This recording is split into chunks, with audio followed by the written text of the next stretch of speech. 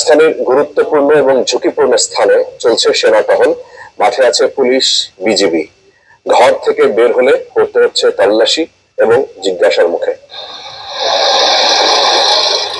কোটা বিরোধী আন্দোলন ঘিরে কারফিউ এর দ্বিতীয় দিন, স্থবির জনজীবন। রাজধানী জুড়ে তিন বাহিনীর সদস্যদের তৎপরতা, বিশেষ করে রামপুরা, উত্তরা, মোহাম্মদপুর ও যাত্রাবাড়িতে কড়া নিরাপত্তা। শহরের অন্যান্য জায়গার তুলনায় বেশি থমথমে যাত্রাবাড়ি ও শনিরাখড়া এলাকা। সড়কে চলছে না গাড়ি, ঘর থেকে জরুরি প্রয়োজন ছাড়া বের হতে মানা। যারা বেরিয়েছেন পড়তে হয়েছে আইন শৃঙ্খলা বাহিনীর তল্লাশির মুখে। কেবল অনুমতি পাচ্ছেন চিকিৎসা ও পণ্য পরিবহন সহ জরুরি পরিষেবার সাথে যুক্তরা। আমাদের চলাচলটাই খুব কষ্টকর হচ্ছে। আমরা মোহাম্মদপুর থেকে একটা রোগী নিয়ে আসছি মাত্র এখানে, মানে খুব সিরিয়াস অবস্থা, তো অনেক ঘুরে আসতে হয়েছে। আমরা একটু শিশু হাসপাতালে যাবো, যাইতে দিতে পারতেছে না। আর এই আসলাম বলে দিতে যায় না, আর আমাদের দিতে যেতে হয়, এদিক দিয়ে যেতে হবে আর কি। এই শিশু হাসপাতালে ধারটা যেতে হবে আমাদের। বেশ কয়েকদিনের সংঘর্ষ, কমপ্লিট শাটডাউন, ইন্টারনেটবিহীন জীবন আর কারফিউ, এমন অবরুদ্ধ অবস্থায় রীতিমতো নিরুপায় সাধারণ মানুষ।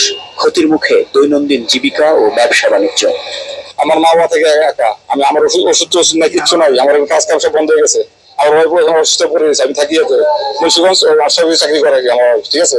ওখান থেকে গাড়ি করে আসছি, আর কোনো কিছু নাই, আসলে বন্ধ ভোগান্তি না। এই যে পাইলটটা নেওয়ার জন্য আমাকে এখানে বেরোতে হচ্ছে, আরেকজনকে অনুমতি নিতে হচ্ছে। আমার ব্যবসা প্রতিষ্ঠান আছে, ব্যবসা প্রতিষ্ঠান আছে কয়েকদিন ধরে বন্ধ। এই যে ক্ষতিগুলো পোহাতে হচ্ছে, এটা কে দিবে? বিমানের টিকিট বের করতে পারতেছে না আজকে অনলাইনের কারণে, নেটের বন্ধের কারণে আজকে আমার লাখ লাখ টাকা ক্ষতি। এই ক্ষতিটা কে দিবে? কোটা আন্দোলন ঘিরে এমন অচলাবস্থার মাঝে এলো আপিল বিভাগের রায়।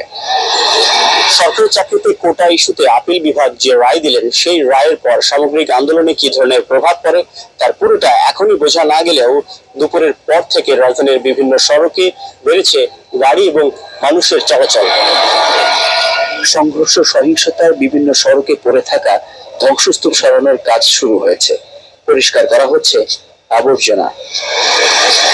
মাকসুদুল নবী, চ্যানেল 24, ঢাকা।